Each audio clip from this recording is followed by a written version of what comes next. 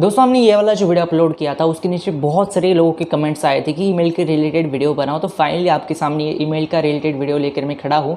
अगर आपने वो वाला वीडियो नहीं देखा तो आपको ऊपर आई सेक्शन में और नीचे डिस्क्रिप्शन बॉक्स में उसकी लिंक मिल जाएगी, जहाँ पे हमने एज अ फ्रेशर आपको जॉब कैसे मिलेगा इसके बारे में बात की है। आज की वीडियो में बात करेंगे ईमेल के बारे में, स्ट्रेट टू द पॉइंट, हम डायरेक्टली पॉइंट के ऊपर आते हैं। जब भी आप कोई जॉब ढूंढते हो तो सबसे पहली जो चीज़ करते हो वो आप होता है ईमेल। आप ईमेल किसी इंसान को लिखते हो, ईमेल आप जिस इंसान को लिखते हो वो होता है एचआर। दोस्तों ह्यूमन रिसोर्स डिपार्टमेंट का 98% चांसेस होते हैं कि वो एचआर ही होता है, क्योंकि कंपनी के पास लोग हायर करने के लिए सेपरेट एक डिपार्टमेंट ही होता है जिसके थ्रू वो लोगों को हायर करना है, फिर लोगों को रिज़ाइन करना है, ऐसे बहुत सारे स्टेप्स के लिए वो डिपार्टमेंट काम करता है।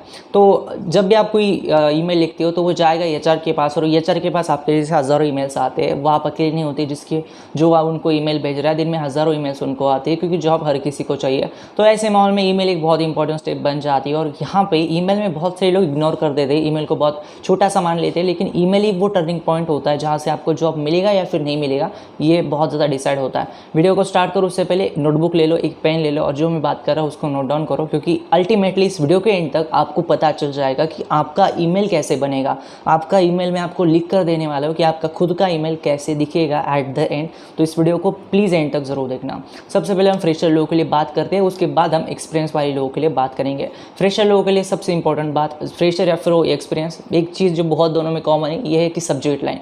ईमेल की सब्जेक्ट लाइन ऐसी लिखनी है दोस्तों जिससे बहुत क्लियर उसको आइडिया आ जाए, क्योंकि उसके पास टाइम बिल्कुल नहीं होता। वो भी बंदा दिन के 9 घंटे ही काम करता है, 9 घंटे में उसके पास थाउजेंड्स ऑफ ईमेल्स आते हैं, तरह तरह के कैंडिडेट्स के इंटरव्यूज़ होते हैं। वो बहुत परेशान होने वाला इंसान होता है, क्योंकि वो हर किसी नए इंसान से मुलाकात करता है, तरह तरह के लोगों से मिलते हैं। तो इस वजह से उसका टाइम की हमें इज्जत करनी चाहिए। उसकी टाइम की हम इज्जत कैसे करेंगे? ईमेल के सब्जेक्ट लाइन से। सब्जेक्ट लाइन एक ऐसी होनी चाहिए जहाँ से उसको क्लियर आइडिया आ जाए कि ये ईमेल मेरे पास किस लिए आया है। फॉर एग्जांपल, अगर आप कोई एडवर्टाइजमेंट देखती हो जहाँ पे लिखा हुआ है कि ड्रग सेफ्टी एसोसिएट के लिए हम हायर कर रहे हैं फ्रेशर लोगों को, तो आपकी जो ईमेल की सब्जेक्ट लाइन है वो डायरेक्टली आपकी ऐसी ही आएगी, जॉब एप्लीकेशन। पहले दो जो वर्ड होंगे वो बहुत इंपॉर्टेंट होंगे। जॉब एप्लीकेशन, सिर्फ जॉब एप्लीकेशन नहीं लिखोगे फिर भी चलेगा। जॉब एप्लीकेशन के बाद में आप लिखना है उस जो भी जॉब की आपकी एडवर्टाइजमेंट आपने देखी है, प्रोडक्शन, क्यूए, क्यूसी, कौन से भी हो, लेकिन job application, for example drug safety associate की मैं बात कर रहा हूँ, पीवी की बात कर रहा हूँ, तो job application drug safety associate ऐसे फिर लिखोगे फिर भी बहुत हो गया। इसमें ज़्यादा आपको बड़ा वाला सेंटेंस लिखने की ज़रूरत नहीं। सब्जेक्ट लाइन 4 to 5 लाइन्स में होगी फिर भी चलेगा। उसको आइडिया आनी चाहिए कि ये ईमेल किस लिए मेरे पास आया है। उसके बाद में वो पढ़ेगा नहीं पढ़ेगा उसकी चॉइस है, लेकिन ईमेल के सब्जेक्ट लाइन से उसको पता चलेगा कि ये जॉब एप्लीकेशन मेरे पास ड्रग सेफ्टी एसोसिएट के पोस्ट के लिए आ रहा है। क्योंकि ज़रूरी नहीं कि हर एचआर एक ही पोस्ट के लिए हायर करता हो। कंपनी में तरह तरह की पोस्ट होती है, सीनियर पोस्ट होती है, एक जूनियर पोस्ट होती है, एसोसिएट लेवल की पोस्ट होती है। तो इन सारे पोस्ट के लिए उसको भी पता होना चाहिए कि कौन से पोस्ट के लिए मेरे पास ये ईमेल आया है। ओके, कई बार ऐसा भी होता है दोस्तों, एक बात ध्यान में रखना कि अगर आप सब्जेक्ट लाइन एक अच्छा लिखते हो ना, कोई बार वो जो इंटरव्यू की जो पोस्ट है वो आपको अनफॉर्चुनेटली अगर नहीं भी मिलेगी, लेकिन बाद में कोई वैकेंसी आती है तो कई बार लोग एचआर लोगों का 8-10 महीने के बाद को भी कॉल आपको आता है। इसलिए सब्जेक्ट लाइन बहुत इंपॉर्टेंट है। जॉब एप्लीकेशन और उसके बाद जॉब का जो टाइटल है, कोई भी हो सकता है, जॉब का टाइटल कोई भी हो सकता है। अब हम मेन बॉडी के ऊपर आते हैं। मेन बॉडी मतलब आप क्या लिखोगे उस ईमेल में, उसके ऊपर आते हैं। सबसे पहली चीज़ आपको सैल्यूटेशंस लिखना है, जो होगा रिस्पेक्टेड, क्योंकि आप उसका कोई कल लिखे हो नहीं तो डियर बेयर नहीं लिखोगे, आप रिस्पेक्टेड लिखोगे। जो भी अगर आप ईमेल आईडी से पता चल रहा है कि ये कोई मेल है अगर या फिर फीमेल है, तो उसके हिसाब से सर या फिर मैडम आप लिख सकते हो, रिस्पेक्टेड सर या फिर मैडम। और अगर आपको क्लियर नहीं है तो आप ऐसे भी कर सकते हो, रिस्पेक्टेड सर / मैडम, ऐसा भी लिख सकते हो। इसलिए जिस भी इंसान के पास वो ईमेल जाएगा उसको सैल्यूटेशन मिल जाएगा आपका। ये बात बहुत क्लियर होनी चाहिए कि सैल्यूटेशन रिस्पेक्टेड ही होना चाहिए, कोई और नहीं होना चाहिए। उसके बाद आप देखोगे कोमा, और उसके बाद आप एंटर करोगे। एंटर मतलब आपका नीचे आओगे, नीचे 2 स्पेस दोगे आप, 2 बार आप एंटर करोगे, इसलिए 2 लाइन छूट जाएगी बीच में, क्योंकि रिस्पेक्टेड और आपकी जो मेन बॉडी है उसके बीच में थोड़ा सा गैप होना चाहिए। तो उसके बाद 2 गैप छोड़ने के बाद आप लिखोगे ग्रीटिंग्स ऑफ द डे, यानी आपको इस दिन की शुभकामनाएं। क्योंकि एक कॉर्पोरेट में एक मेथड होती है जिस वजह से जो भी सामने वाला इंसान पूछ रहा है उसको आप ऐसा बोलते हो, ग्रीटिंग्स ऑफ द डे। तो रिस्पेक्टेड सर और मैडम, उसके बाद दो एंटर दबाने के बाद या फिर मोबाइल में आप लिख रहे हो तो 2 लाइन छोड़ने के बाद आप लिखोगे greetings of the day. Greetings of the day के बाद आप एक बार फिर से एंटर करोगे, यानी नीचे के लाइन के ऊपर आ जाओगे। ग्रीटिंग्स ऑफ द डे के बाद आप 3 एक्सक्लेमेटरी मार्क्स दे सकते हो, मतलब आप ऐसा अच्छा उसको बनाने के लिए उसको 3 एक्सक्लेमेटरी मार्क्स ज़रूर दे सकते हो। तो उसके बाद greetings of the day exclamatory mark देने के बाद नीचे आओगे आप, और नीचे आने के बाद आप सबसे पहले क्या लिखोगे, ये होगा बहुत ही इंपॉर्टेंट पार्ट, आई। ओके, आप जो अगर आपने नोटबुक ली है तो प्लीज़ इसको लिख लेना। उसके बाद आप लिखोगे आई एम, और उसके बाद आपका फुल नेम आएगा। मेरा खुद का नाम जो है वो विशाल वाबड़े है, आपका खुद का नाम कोई और अलग हो सकता है। तो आई एम, उसके बाद आपका फुल नेम आएगा। अगर आपने फुल नेम आपका पता है तो पता ही होगा आपको, तो फुल नेम लिखना है। और उसके बाद आपकी जो भी डिग्री हो, अगर आपने बी फार्मेसी किया है या फिर एम फार्मेसी किया है, डिपेंड्स अगेन, तो उसके बाद आपका नाम कंप्लीट होने के बाद बी फार्मेसी, उसके बाद ग्रेजुएट। अगर आप पोस्ट ग्रेजुएशन किया है तो एम फार्मेसी पोस्ट ग्रेजुएट बोल सकते हो आप, तो बी फार्मेसी ग्रेजुएट या फिर एम फार्मेसी ग्रेजुएट कोई भी हो सकता है। उसके बाद फ्रॉम, यानी कहाँ से आपने कंप्लीट किए। मेरे केस में मैंने पुणे यूनिवर्सिटी से मेरे एजुकेशन कंप्लीट किया था, तो मेरे केस में यही था, I am Vishal Wabe, B pharmacy graduate from Pune university with CGPA। मेरे टाइम पे CGPA था तो CGPA लिखा मैंने विथ CGPA। जो भी आपका 4 ईयर का एवरेज CGPA होता है, 7.0 हो गया, 7.3 हो गया, 4 ईयर का मिला के एवरेज CGPA बोल रहा हूँ मैं, फाइनल सेमेस्टर का नहीं बोल रहा हूँ, क्योंकि वही रिज्यूमे का CGPA, वही रिज्यूमे आप लिख रहे हो, वही आपका फाइनल रिज्यूमे में अप्लाई होना चाहिए, दोनों सेम होने चाहिए, उसको क्रॉस चेक ज़रूर कर लेना। तो जो भी आपका एवरेज CGPA है उसको लिखना है आपको। फॉर एग्जाम्पल मैं कंसिडर कर लेता हूँ आपका एवरेज CGPA 7.8 है, और बिल्कुल ऐसा मत मानना कि अगर आपका CGPA कम है तो क्या इसका निगेटिव इंप्रेशन पड़ेगा, बिल्कुल ऐसा नहीं होता। ये 4 लोग don't care about the marks, ये they just want to hire the candidate. उन्हें सिर्फ काम से मतलब है, मार्क्स से ज़्यादा मतलब नहीं होता। तो आई एम विशाल वाबे जो भी आपका नाम है, उसके बाद आपकी डिग्री, फिर उसके बाद ग्रेजुएट फ्रॉम जो भी आपकी यूनिवर्सिटी है, जो भी आपकी वो यूनिवर्सिटी हो सकती है, Mumbai university, Pune university, university का नाम विथ एवरेज CGPA जो भी होगा, एवरेज आपको लिखना नहीं है, विथ CGPA 7.8। ये पूरा का पूरा सेंटेंस बन गया। ओके, एक सेंटेंस आपका हो गया। उसके बाद आपको नीचे के लाइन में आना है, उस लाइन में कंटिन्यू नहीं करना है, फुल स्टॉप देना है, नीचे के लाइन पे आना है।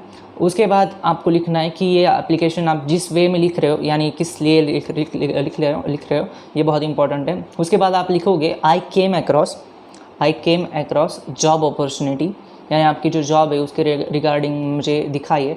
आई came across job opportunity regarding जो भी जॉब का टाइटल है, जैसे कि हमने वीडियो के स्टार्टिंग में कंसिडर किया था कि ड्रग सेफ्टी एसोसिएट का ये जॉब होता, तो I came across job opportunity regarding drug safety associate, जो भी जॉब के टाइटल होगा वो आप लिख सकते हो। उसके बाद ऑन, यानी कहाँ पे आपने देखी है, naukri.com, linkedin.com, या फिर आपको कोई रेफ़र कर रहा है तो उस कैंडिडेट्स का थ्रू आप आ रहे हो, कोई भी सोर्स आपका जहाँ से आपको जो उस जॉब की इन्फॉर्मेशन मिल चुकी है उसको लिखोगे। और जो भी आपके एप्लीकेबल हो सकता है, लिंक्डइन हो गया, ट्विटर हो गया, naukri.com, shine.com, monster.com, कोई भी जॉब की साइट या फिर कोई कैंडिडेट का नाम जिसके थ्रू आपको ये पता चला है, वो लाइन आप कंप्लीट करोगे और उसके बाद आप फुल स्टॉप दोगे। मैं कंसिडर कर रहा हूँ कि ये जॉब आपको लिंक्डइन के थ्रू मिल गया है, तो मैं यहाँ पे ये सेंटेंस ऐसा बनेगा, I came across job opportunity regarding जो भी जॉब का टाइटल है ऑन लिंक्डइन और फुल स्टॉप। ओके, उसके बाद आप नीचे के लाइन पे आओगे। नीचे की लाइन ये होगी दोस्तों, I would request you to consider my profile for same, यानी इस जॉब के लिए, इस प्रोफाइल के लिए मेरा प्रोफाइल आप कंसिडर करो, आप ऐसे उनको रिक्वेस्ट करोगे। ओके, और वो सेंटेंस ऐसे ही होगा, हर एक ईमेल में आप सेम रख सकते हो, I would request you to consider my profile for same, full stop दोगे, नीचे आओगे आप। नीचे आने के बाद आप लिखोगे please find attached resume for your reference, यानी आपने जो भी ईमेल सेंड किया है उसके साथ आप खुद का रिज्यूम जो आपका वर्ड फाइल में उसको आप अटैच करोगे, राइट। तो उसके लिए ये सेंटेंस होता है, कॉर्पोरेट में ऐसे होता है, अटैचमेंट वो सामने वाले को पता नहीं चलता कि ईमेल में क्या है, तो इसलिए फाइनल में सेंटेंस यही होता है, please find attach resume for your reference, full stop आएगा। उसके नीचे और एक सेंटेंस आएगा नेक्स्ट लाइन में,